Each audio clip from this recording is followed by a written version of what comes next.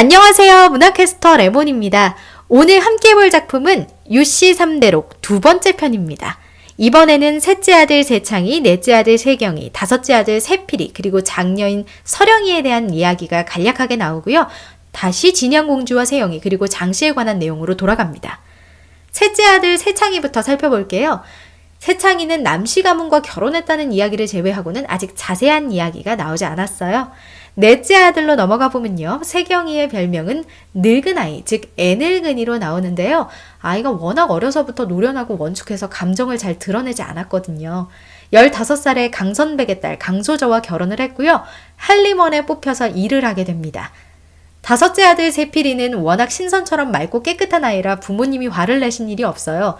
예부상서 박영의 딸 영아와 결혼을 하고요. 여기는 박공이 유승상을 찾아왔다가 유세필을 보고 반해서 청혼한 케이스예요. 세필이는 자라서 춘방학사, 즉 동궁을 보필하는 학사가 됩니다. 세필이가 혼례를 올리던 날 유독 이부인과 부마, 둘째 유세영은 마음이 좋지가 않아요. 아무래도 공주가 생각이 나서겠죠? 세영이가 그 일이 있고 나서 진짜 많이 후회를 해요. 내 덕이 많이 부족했구나 하고요. 그 점 빼고는 이 집에 힘든 일이 없어요. 천자를 뵈러 가면 그 아들들이 얼마나 충신으로 잘 섬겼는지 금은보화를 이따만큼씩 받아오고요. 다들 부러워하는 삶을 삽니다. 그러던 어느 날 부마는 환관으로부터 천자의 메시지를 받게 되는데요. 북쪽 왜구가 난을 일으키고 수도인 남경을 침범했다는 긴급한 메시지였어요. 조정 대신들이 천자 앞에 모두 모였죠. 천자가 주관한 회의에서 화두가 뭐겠어요? 과연 누가 왜구를 물리치겠다고 용감하게 나설 것이냐겠죠. 당연히 유씨 집안에서 나서야죠. 처음으로 나선 사람은 유우성입니다. 그리고 유우성을 따라 나선 건 유세형, 부마였습니다. 천자는 아버지인 유우성을 정남 제초도 총병 대원수에 임명하고요. 남경을 구할 수 있도록 20만 대군을 내줍니다. 그리고 아들인 유세형에게는 물길로 가서 도적을 칠 것을 명령하고요. 능양장군 정남부 총병에 임명을 합니다. 두 사람이 출정하는 날 가족들이 황궁에 다 나와서 인사를 해야죠. 배웅을 해야죠. 그런데 진양공주만은 부마를 배웅하지 않아요. 여기서 태우가 살짝 의심을 하기는 합니다. 무슨 일이 있나. 하지만 부마가 갈 길이 바쁘다는 핑계를 대고 떠났기 때문에 그 의심은 곧 사라집니다. 전쟁은 술술 풀려요. 일단 유우성이 이끄는 군대가 그 적장을 포위하면 도망가는 길을 유세영이 막습니다. 손발이 척척 아주 잘 맞아요.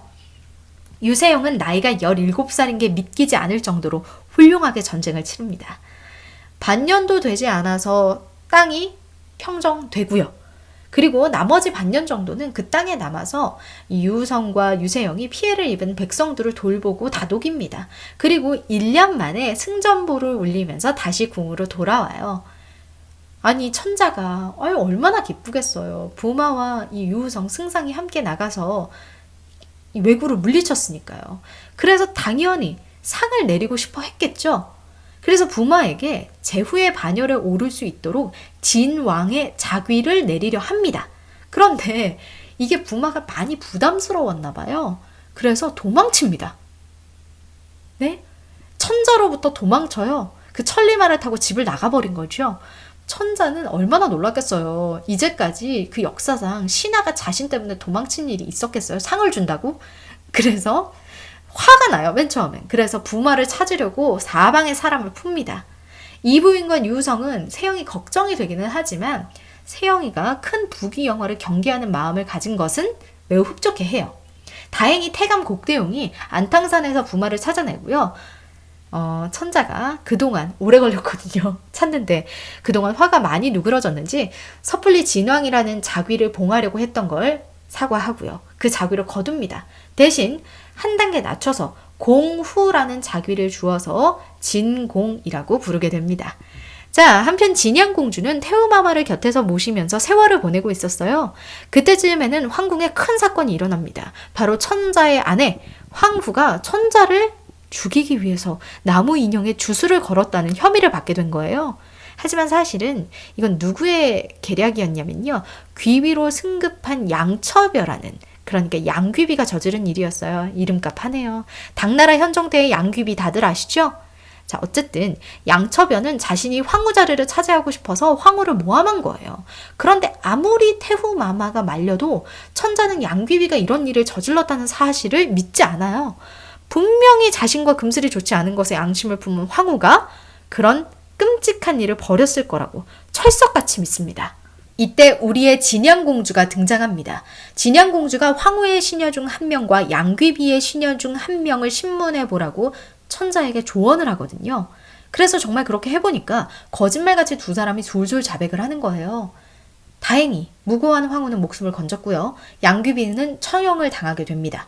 사필귀정이죠. 천자는 누이의 지혜에 감복해서 누이에게 주공이라는 자귀를 내리고요. 이 일로 진양공주의 덕은 날로 높아졌습니다.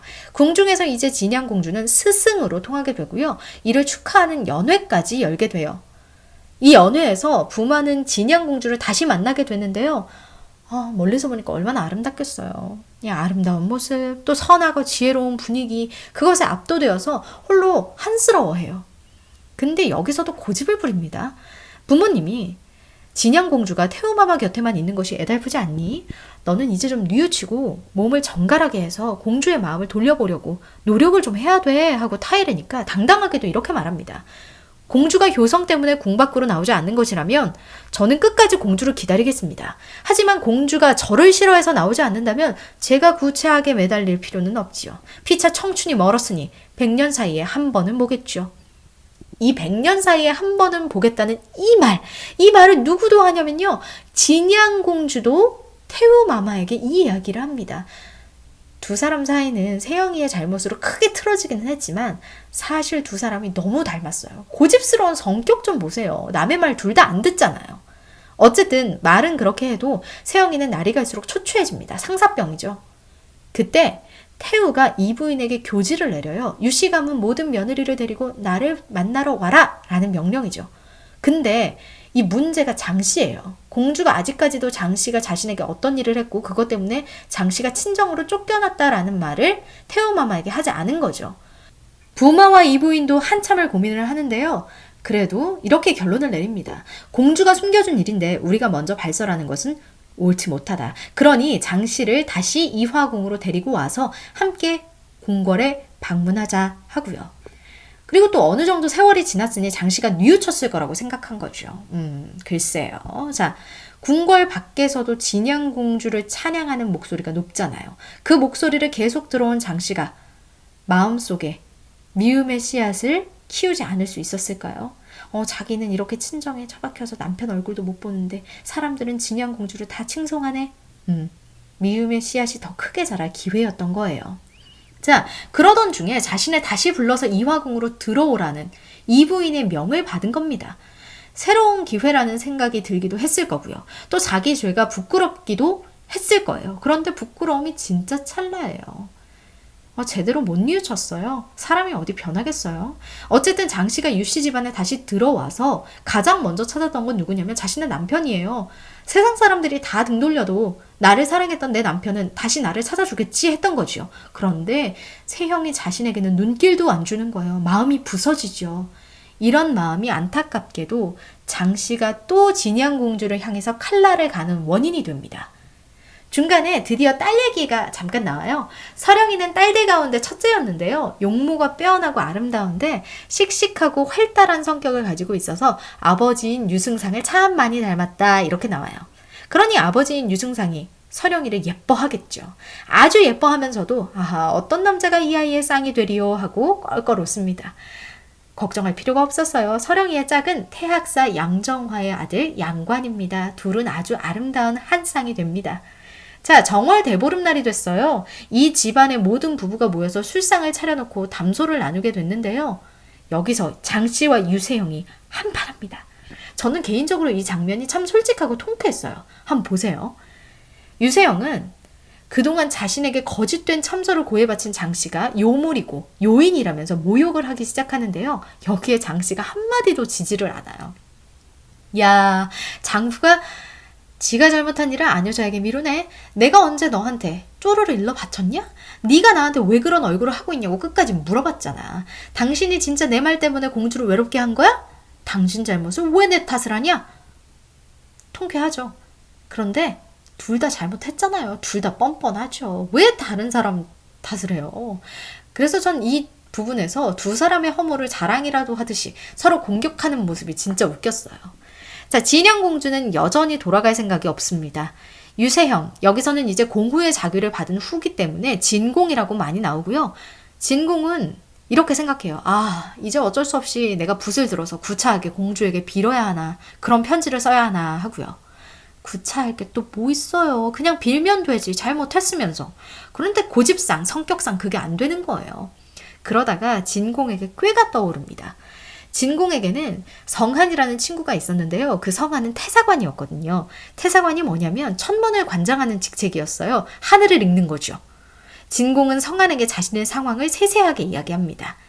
성한은 마침 문창성이라는 별을 관측하고 있었는데요. 이 문창성이 여기서는 진양공주를 가리키는 별로 해석이 됩니다. 문창성이 천자를 가리키는 별인 자미성을 상하게 하는 모습을 발견하고 있었거든요. 아, 진양공주의 덕이 너무 높아서 천자의 빛을 가리고 있구나 하고 성한은 해석하게 된 거예요. 그래서 성한은 다음날 회의에 들어가서 말을 잘 만들어가지고, 왜냐면 공주를 공격하면 안 되니까요. 말을 잘 만들어서 다시 공주가 진공이 있는 진양궁으로 돌아갈 수 있도록 해주겠다고 철석같이 약속을 합니다. 그리고 이렇게 얘기하죠. 제가 별자리를 보아하니까요. 누구든지 궁 밖에서 궁 안으로 들어온 사람은 나가서 다시 배우자를 만나야 할 것 같습니다. 하고 천자에게 간언합니다. 이 말을 듣고 공주는 진공, 부마가 술을 썼구나 하고 알아차립니다. 그리고 막 울어요. 가기가 싫어서요. 그래도 어쩌겠어요. 태우마마와 오빠인 천자를 걱정시킬 수는 없잖아요. 자신의 빛이 천자인 오빠의 빛을 가린다잖아요. 그대로 유씨 가문으로 다시 돌아가는 수밖에요. 진공은 이런 공주의 마음도 몰라요. 혼자 들떴어 완전. 진양궁으로 돌아온 공주를 옆에서 보면서 빙그레 웃고 말도 걸고 가만히 있질 못해요. 보다 못한 공주가 미안한데 나 당신 보러 온 거 아니다. 당신이 꾸민 일 다 안다. 그 자리에서 내가 진실을 말하면 당신도 태사관도 둘 다 목이 달아날 것이기 때문에 입을 다문 거다. 하지만 엄연히 말하면 너희 둘은 천자를 속인 거다. 하고 엄중하게 꾸짖습니다. 진공은 자신이 공주를 얕보았다는 걸 깨닫죠. 그러니까 얼마나 놀랐겠어요. 벌벌 떨면서 사죄하고요. 그때부터 예를 갖추어서 조심스럽게 대화부터 하기 시작하고요. 몇 개월이 지나자 이 두 사람은 둘도 없는 말동무가 됩니다. 그렇게 시간이 지나고 갑자기 공주가 몸이 아프기 시작해요. 아프면 약을 먹여야죠. 장씨는 이때를 놓치지 않습니다. 좀 놓쳐도 되는데. 자, 탕약을 다리는 궁녀가 잠시 좋은 틈을 타서 짐독이라고 짐새에 맹렬한 독이 있거든요. 그 독을 넣고는 달아납니다. 다행히 공주가 약을 먹기 전에, 저는 공주의 능력이 어디까지인지 모르겠어요. 그릇을 들자마자 여기엔 독이 들었구나 하고 바닥에 그 독그릇을 내칩니다. 그랬더니 그 바닥에서 불이 갑자기 불길이 확 치솟는 거예요. 도대체 어떤 독인 거예요? 자, 어쨌든 진양공주는 그녀답게 사람들을 먼저 입단속을 시킵니다. 그런데 이렇게 입단속을 시킨 지가 지금 벌써 몇 년이에요. 6년이 흘렀어요. 6년이면요.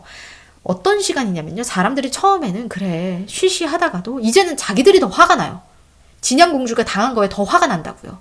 그러니까 궁인들이 쑥덕거리게 되죠. 그리고 그 바람에 태우마마의 귀에까지 이 독살 미수 사건이 들어가게 됩니다. 태우마마는 공주한테도 화가 났어요. 왜 이런 일을 다 숨겼냐고요. 천자는 일단은 장씨의 시녀부터 신문해서 장씨의 죄를 밝혀냈고요. 장씨는 옥에 갇히고 부마는 집안을 잘 다스리지 못한 죄를 받게 됩니다. 근데 여기서 또 진양공주는 장씨 편을 들어요. 아유 답답해라. 근데 또 말이 논리적이야. 어머니, 솔직히 장씨가 덕이 막지는 않아도 사람이 절기를 잘 지키는 덕이 있었습니다. 그렇죠. 그렇긴 하죠. 게다가 먼저 결혼하기로 했음에도 불구하고 제 신분 때문에 결혼을 포기해야 했고 또 그 모든 어려움 가운데서도 세영이를 따르기로 결정했습니다. 그런데 세영이 가장으로서 장씨를 용서하지 않고 저만을 편애하고 따라다니고 장씨를 소홀히 여겼으니 또 한 번 마음의 앙심을 품을 만합니다. 또 저에게는 환가라는 세력이 있지만 일반 여염집 여인으로서 힘이 없으니 얼마나 한스러웠겠습니까 하고 장씨의 입장에서 이야기를 해줘요. 착한데 또 똑똑해. 사기예요 정말. 어쨌든 자신이 장씨를 개과천선할 수 있도록 하겠다고 눈물로 호소하면서 장씨를 석방해 줄 것을 요청합니다. 자, 여기까지가 유씨 3대록 4권까지의 이야기였어요. 진양공주와 세영이의 이야기가 아직 더 남아 있습니다. 앞으로 장씨는 개과천선하게 될까요? 변할까요? 변하지 않을까요? 저도 궁금하네요. 다음 세 번째 편에서 함께 볼게요. 지금까지 문화캐스터 레몬이었습니다.